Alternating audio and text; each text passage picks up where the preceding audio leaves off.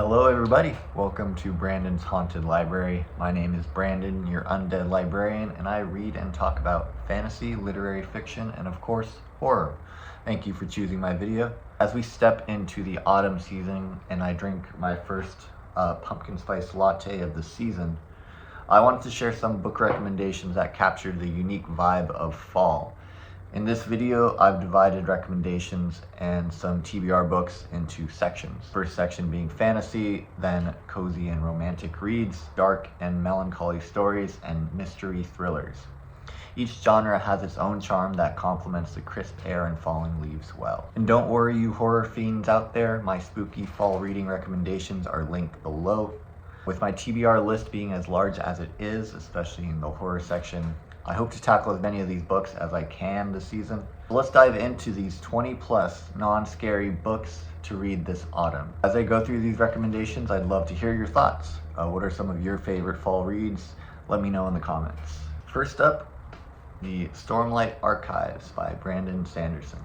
The Stormlight Archive is a fantastic series to dive into during the fall because its sweeping world with mysterious storms and ancient magic perfectly complements the atmosphere and wonder of autumn. The Stormlight Archive is set in a world of Roshar, a land shaped by brutal magical storms and filled with ancient mysterious forces. This series follows three main characters whose paths gradually intertwine as they face an imminent cosmic threat. At the heart of the story are powerful, long-forgotten beings and magic systems, as well as the deep history that slowly unfolds. Sanderson crafted an epic story full of surprises and breathtaking world building. The world of Roshar is such a treat to be immersed in, and I think it's a great read for the fall. I've completed the first three books in the series, and I'm currently making my way through Rhythm of War. For the fifth book, Wind and Truth, is released later this September, to complete the first 5-book arc of the series. Now, while the Stormlight Archive delivers a vast epic, Brandon Sanderson's Mistborn trilogy offers a tighter, equally compelling story, making it another great series to dive into this fall. Mistborn is set in a world where a mysterious mist cloaks the streets at night. Mistborn combines an intricate magic system based on metals with a captivating story of rebellion, found families, and destiny. Its stark atmospheric setting makes it perfect for the fall.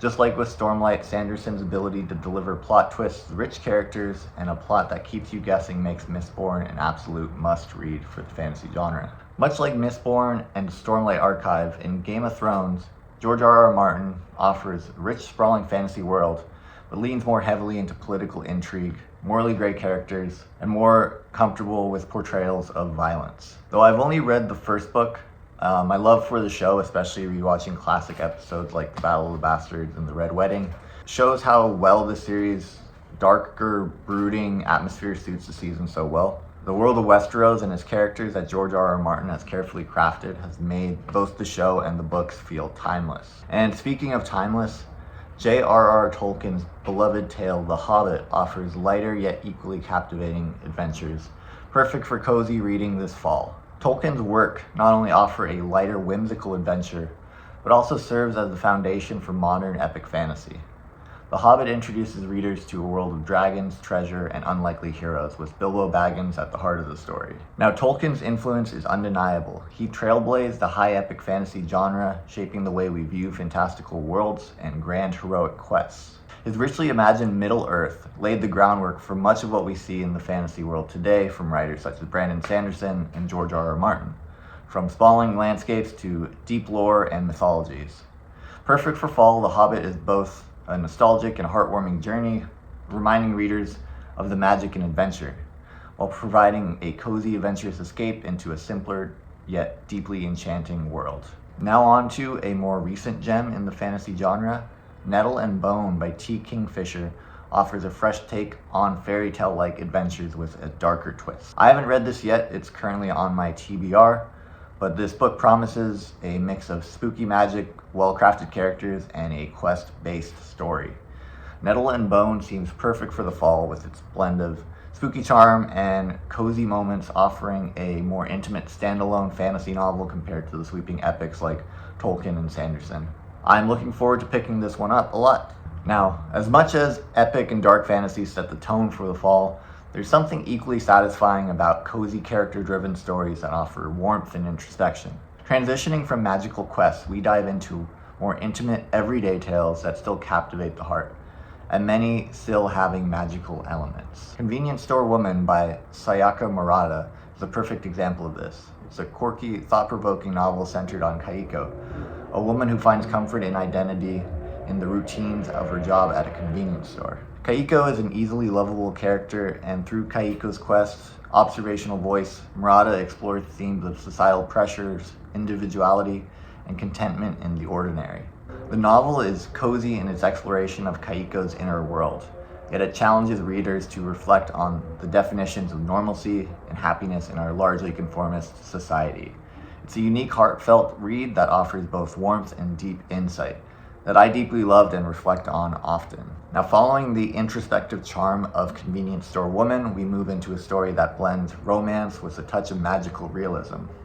The 7-Year Slip by Ashley Poston is a heartfelt and whimsical tale that explores the unpredictability of life, love, and time. It is a captivating tale where our protagonist Eloise, who is struggling with the aftermath of a breakup, encounters a mysterious and charming figure from 7 years in the future.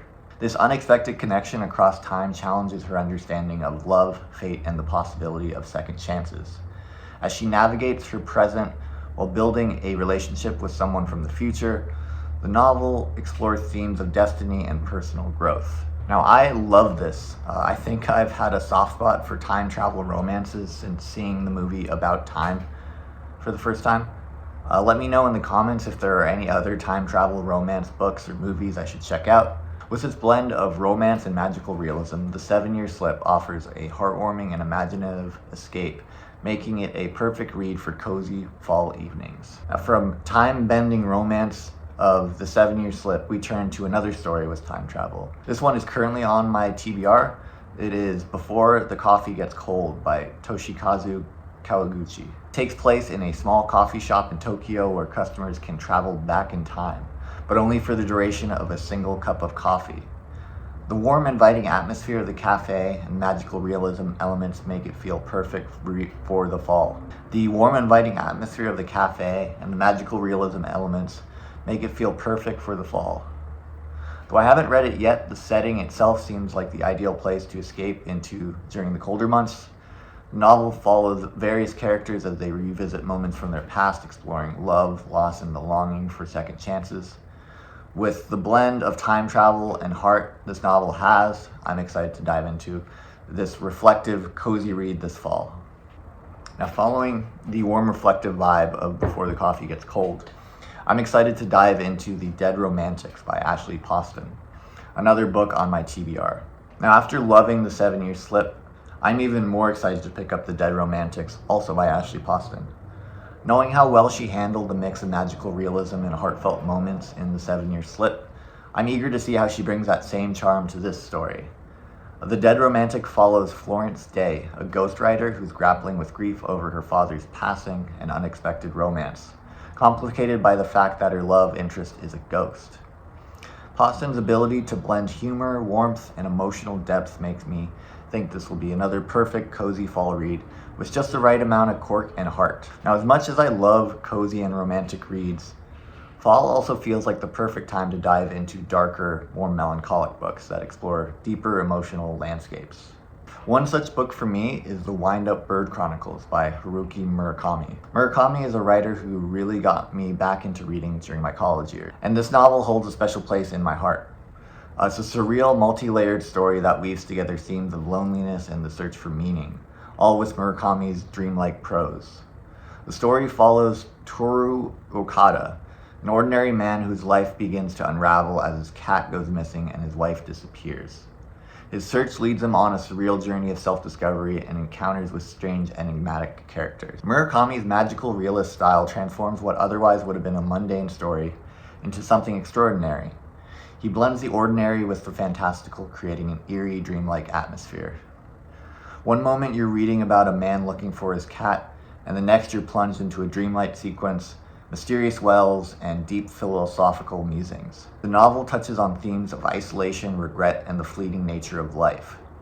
One quote that stands out is when a character reflects, "I've come to think that life is a far more limited thing than those in the midst of Maelstrom realize. That light shines into active life for only the briefest moment, perhaps only a matter of seconds. Once it is gone and failed to grasp, it offers revelation. There is no second chance.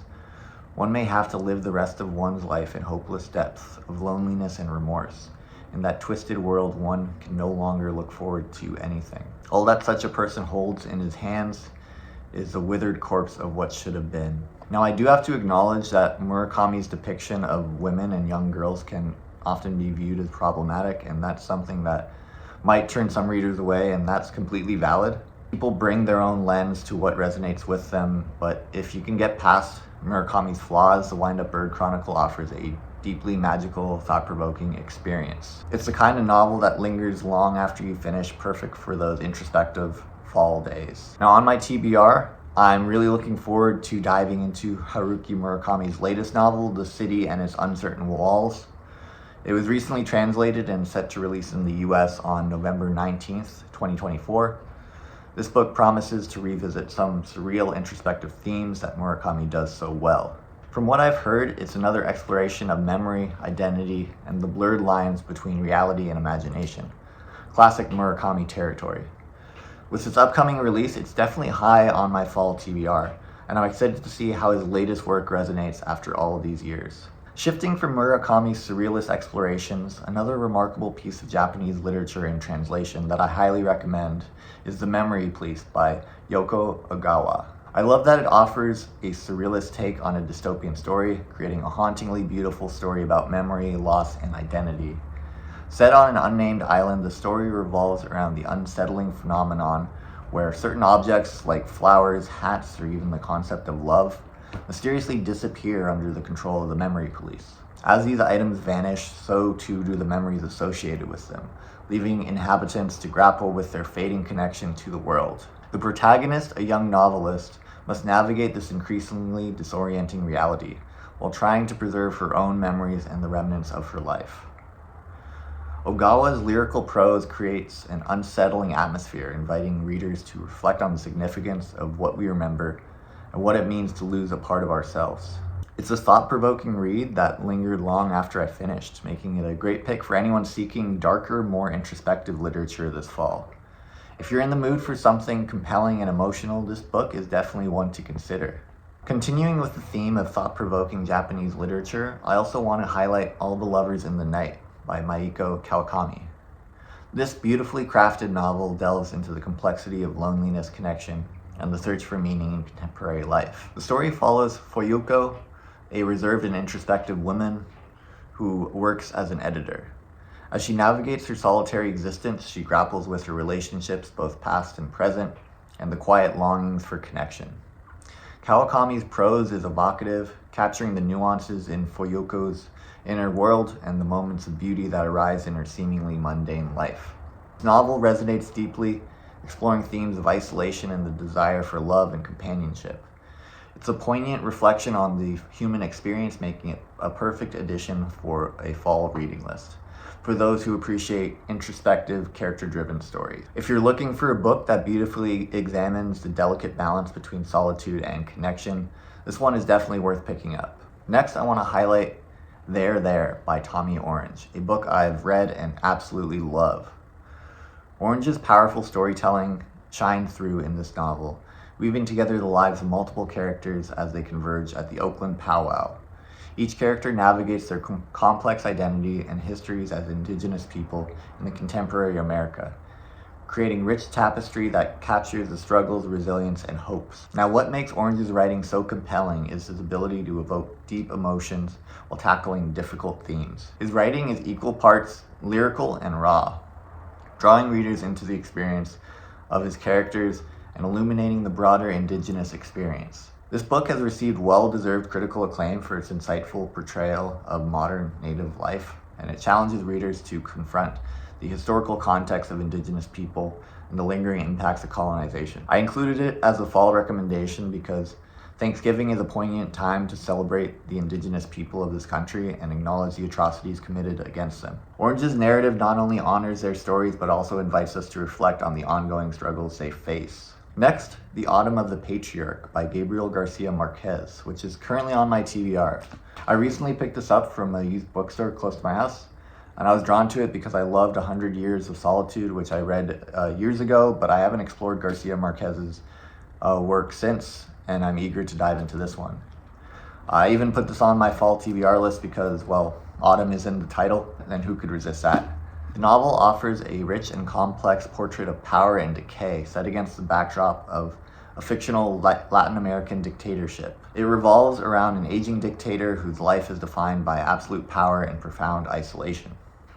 I'm excited to dive into this masterful prose, and I'm particularly intrigued by how it explores themes of time and memory and the effects of tyranny. This promises to be a thought-provoking read that captures the essence of solitude, of people in power, making a great addition to my fall reading list. Now, shifting gears a bit, I'm looking forward to reading The Unmaking of June Farrow by Adrian Young. This novel promises to be an intriguing blend of fantasy and mystery, drawing readers into a world where magic and personal stakes intertwine. The story centers around June Farrow, a girl with a unique connection to the mysterious power that could change everything for her and those she loves. As she navigates her complicated relationship and the weight of her abilities, the story explores themes of identity, belonging, and the struggle between fate and choice. Young's storytelling is known for its lyrical quality and immersive world building, which makes me excited to see how she crafts this tale. It sounds like a perfect tale for those who enjoy richly layered characters and emotional journeys, and I can't wait to see how June's story unfolds. Now, I'm excited to delve into a new section covering mysteries and thrillers. There's something about the fall season that makes these genres particularly appealing. The crisp air, the shorter days create an atmosphere perfect for suspenseful storytelling and plot twists. While I don't typically read mysteries or thrillers much, I'm eager to explore this genre more this fall. First up, None of This Is True by Lisa Jewell is actually the only book in this section I've already read. This book follows a chance encounter of two women at a pub. One of them is a true crime podcaster looking for her next big story, and the other becomes an unsuspecting subject. As the plot unfolds, layers of secrets, lies, and unexpected twists emerge, leading you through a maze of intrigue and tension. I loved how full of twists this story was, with each revelation keeping me guessing. The fun I had trying to solve the mysteries within the story made it an exhilarating experience. Jewell's skill and suspense building kept me thoroughly engaged, making this book an enjoyable choice for anyone seeking a thrilling read this season. Since I love None of This Is True so much, I'm looking forward to reading more of Lisa Jewell's with Then She Was Gone. This novel has garnered critical acclaim and promises to deliver the same gripping suspense that I enjoyed with None of This Is True. The story revolves around the disappearance of a young girl named Ellie, which leaves her mother, Laurel, shattered and searching for answers. Years later, as Laurel tries to move on, she meets a charming man whose daughter bears a striking resemblance to Ellie. Twist ignites a haunting exploration of grief, loss, and the lengths you will go to uncover the truth. I'm excited to dive into this psychological thriller. It sounds like a perfect addition to my fall reading list. I'm also interested in The Death of Miss Westaway by Ruth Ware. Ware is a well-respected author in the genre, as I understand. In this novel, we follow Hal, a struggling tarot card reader who receives a mysterious letter informing her of an inheritance from her deceased grandmother. The only problem? Hal knows her grandmother has passed away.